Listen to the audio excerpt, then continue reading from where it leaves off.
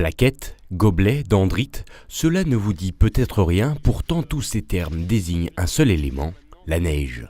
Chaque jour, dans tous les massifs, des experts effectuent des relevés sur le manteau neigeux, des analyses importantes et qui définissent le risque d'avalanche. La complexité d'un manteau neigeux, c'est une multitude de couches qui s'est faite par les chutes successives de neige.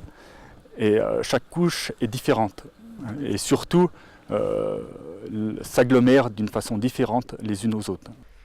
Pour déterminer la stabilité de ces couches de neige et donc des risques de couler, rien de plus simple.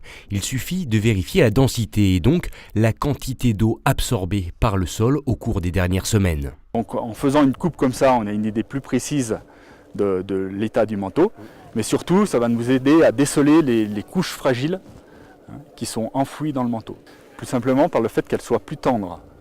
Voilà. Et souvent le déclenchement d'une avalanche se fait par l'effondrement de ces couches fragiles.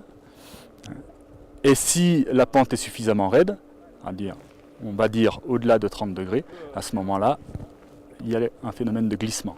S'il s'agit là d'une science à part entière, la nivologie, chacun peut se tester à analyser le manteau neigeux de son lieu de villégiature. Pour autant, le plus simple et le plus efficace reste encore et toujours les bulletins de prévention émis par chaque station. Effectivement, une sortie, ça se prépare à la maison, savoir où on doit aller le plus en sécurité possible. Pour ça, on a des outils d'aide à la décision, comme le BRA, le bulletin des risques d'avalanche, le bulletin météo qu'on pourra consulter et se faire une idée de l'état du manteau neigeux. Et bien sûr, si vous comptez quand même partir hors piste, les éternels DVA, pelles et sondes restent indispensables pour évoluer en toute sécurité. Même si on ne vous le répète jamais assez, la prudence reste de mise, le risque zéro n'existant tout simplement pas en montagne.